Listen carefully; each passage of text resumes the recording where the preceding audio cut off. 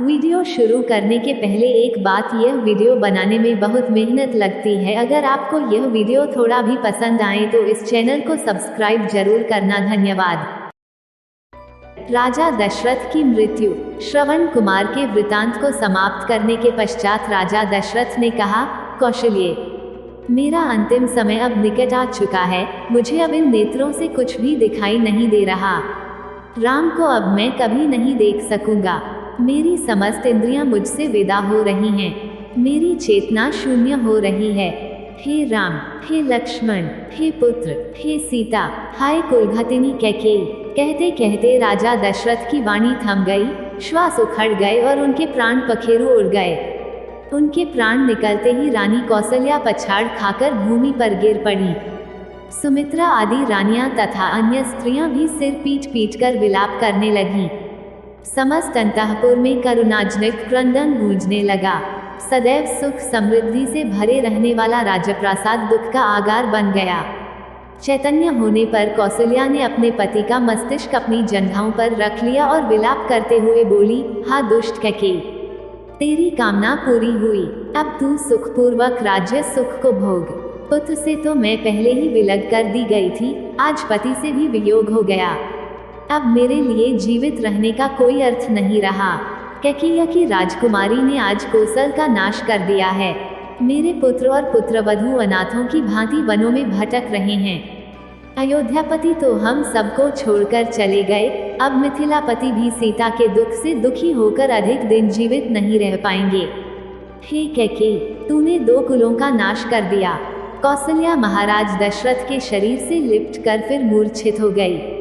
प्रातःकाल होने पर रोते हुए मंत्रियों ने राजा के शरीर को तेल के कुंड में रख दिया।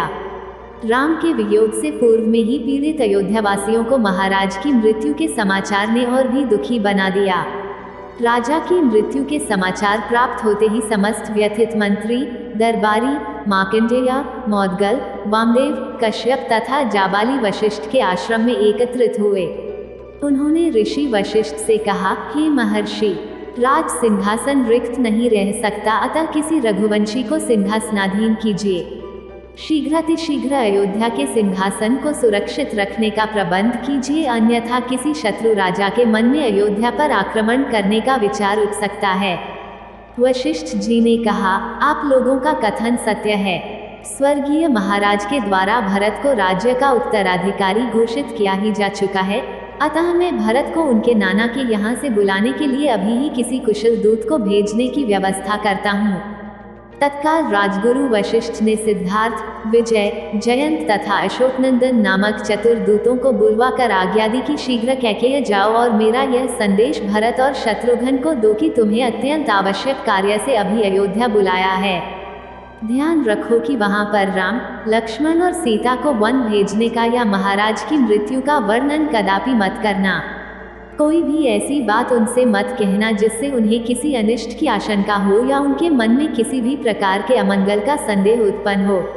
राजगुरु वशिष्ठ की आज्ञा पाते ही चारों दूतों ने वायु के समान वेग वाले अश्वों पर सवार होकर कैकेयी देश के लिए प्रस्थान किया।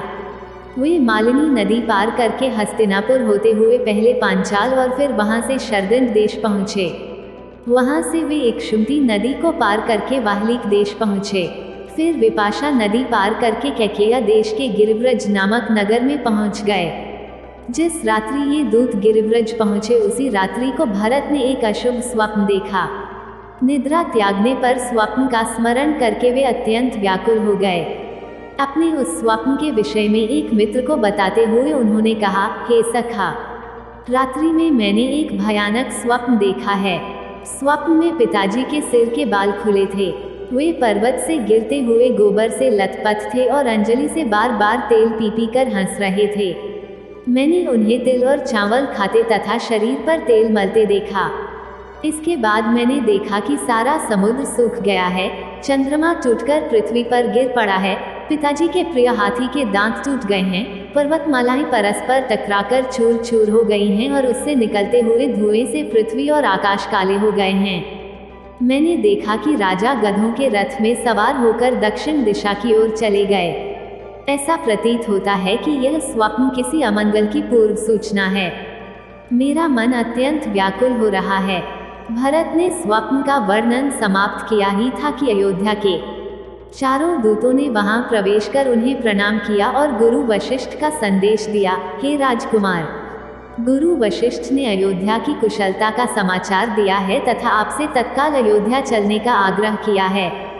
कार्य अत्यावश्यक है, अतः आप तत्काल अयोध्या चलें। इसके आगे की कहानी आपको आने वाली अगली वीडियो में देखने को मिलेगी। यह वीडियो देखने के लिए धन्यवाद दोस्तों।